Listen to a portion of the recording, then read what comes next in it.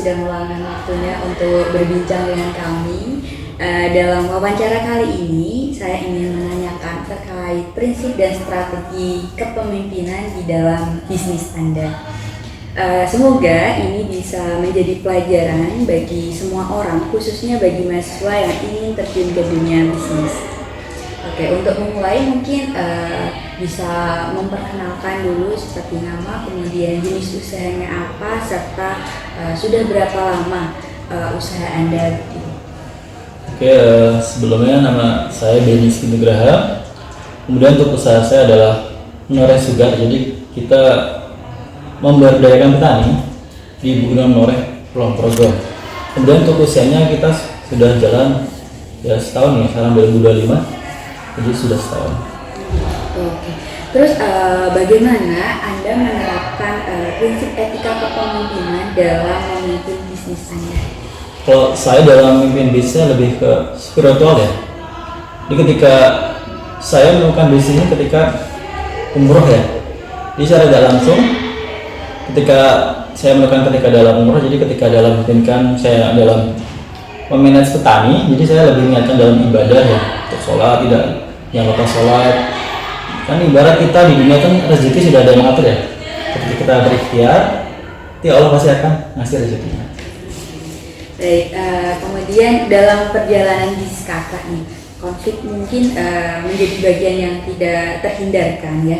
Terus bagaimana kakak menangani konflik yang muncul dalam tim atau dengan mitra bisnis? Ini ketika kita terdapat konflik dalam suatu tim atau mitra ya, mungkin kita berdiskusi ya, kita saling berdiskusi dan kita saling sharing-sharing lah, kita sharing, kita ada masalah apa, nah di situ kita akan mencari solusi bareng-bareng.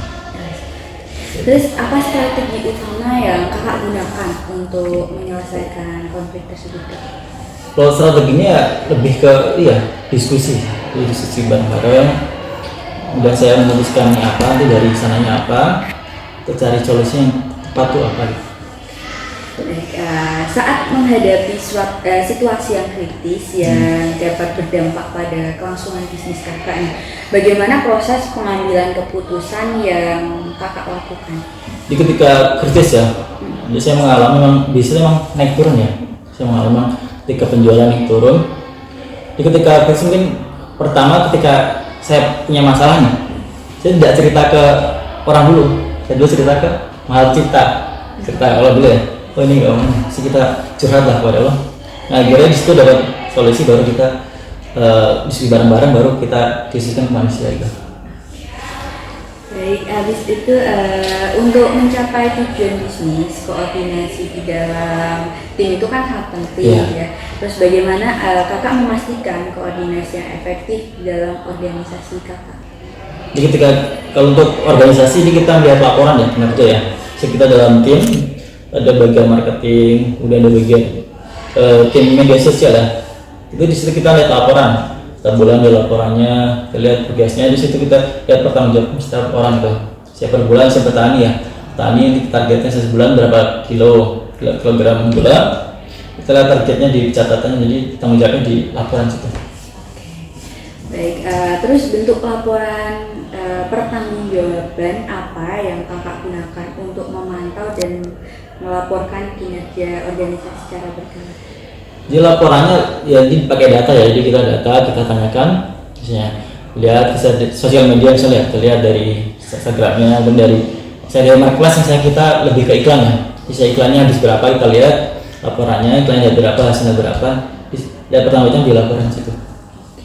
Terus apa sih bentuk reward yang kakak berikan kepada karyawan? Tadi kalau kakak pastinya petani ya petani. Terus bagaimana reward tersebut bisa membantu meningkatkan motivasi dan produktivitas mereka?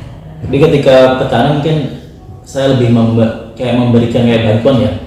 Saya contohnya ketika itu saya memberikan petani, saya mau lebaran ya, saya memberikan bingkisan di Fitri misalnya, kayak bingkisan roti gitu, jadi lebih ke gitu sih.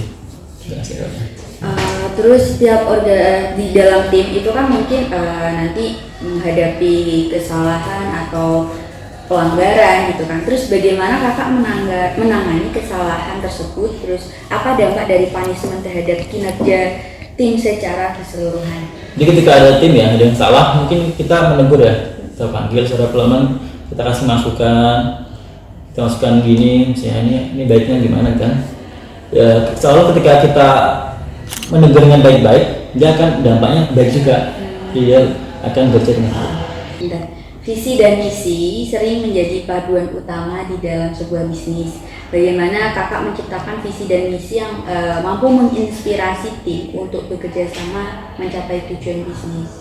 Untuk visinya ya, jadi kita memberdayakan petani ya, jadi kita tidak hanya mencari keuntungan ya, jadi kita ibarat kita tuh bisnis itu tidak hanya mencari keuntungan, jadi kita mencari keberkahan ya. Percuma kalau bisnis tidak mencari keberkahan kan, tujuan kita juga ujungnya tetap meninggal akhirat ya.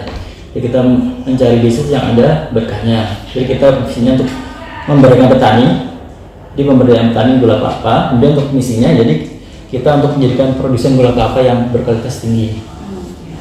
Baik, terus dalam perjalanan bisnis kegagalan itu kan biasanya bagian dari proses belajar ya kak. Terus apa pelajaran terbesar yang kakak dapatkan dari kegagalan? Terus bagaimana sih hal tersebut tuh bisa mempengaruhi gaya kepemimpinan kakak? Ini dalam perjalanan bisnis dulu emang nggak cuma ini ya, dulu emang pasti banyak gagalan dulu. Kan dulu saya lulusan dari pesantren, kemudian saya ngabdi setahun di pesantren Kalimantan Selatan. Itu ketika saya ngabdi, saya mengajar itu saya sudah bisnis jualan baju online dulu, jualan baju online kepada santri. Tapi apakah langsung berjalan terus? Ternyata ketahuan sama kiainya, kayak saya dilarang. Habis itu udah saya fokus pengabdian. Habis ngabdi, saya di sini juga jualan sepatu baju. Habis ngabdi, kemudian saya semester 1 ya, pernah jualan tahu ya, tahu di UMY. Kemudian saya menyadari kalau jualan tahu itu capek banget ya, dari Progo, Mikom, UMY seperti itu, bensin banyak. Ini kan kayaknya susah kan, akhirnya apa ya, nggak jalan kan. Jadi kemudian saya pasrah ya, pada Allah pasrah. Akhirnya tiba-tiba dapat undangan umroh ya, umroh gratis kan tuh, umroh gratis, umroh VVIP gratis kan, bintang 5 udah. Kita umroh, dan di sana kita umroh ketemu teman-teman usaha ya, di sana kita diskusi, akhirnya dapat ide menoreh segar ini. Jadi ketika kita dalam bisnis, kita pertama kita andalkan Allah dulu ya. Jadi emang kita konsep mencari rezeki itu pasti setiap orang akan dijatah rezeki masing-masing ya, tinggal kita berikhtiar ya. Ketika kita berikhtiar sih Allah kasih jalannya. Jadi untuk mencari kegagalan intinya konsisten jangan menyerah gitu. Intinya kita punya Allah, jangan takut gitu. Baik Kak Beni, sebagai penutup, apa saran kakak untuk mahasiswa yang ingin memulai bisnis, terutama dalam mengembangkan spiritual quotient, kemudian dan membangun kepemimpinan yang berkelanjutan? Jadi untuk saran-saran mahasiswa, saya sebenarnya juga masih mahasiswa, jadi intinya jangan merasa penuh ya, jadi kita harus terus belajar. Kadang orang tuh ketika orang merasa penuh ibarat kayak gelas full ya, jadi ketika dia masukkan tumpah-tumpah. Jadi kita jadi mahasiswa tuh jangan terlalu merasa penuh, jadi selalu belajar hal baru dan konsisten, dan jangan lupa ibadah gitu. Baik, terima kasih banyak Kak Beni atas waktu dan wawasan yang luar biasa ini. Kami yakin wawancara ini akan bermanfaat bagi mahasiswa atau siapapun yang ingin memulai perjalanan bisnis.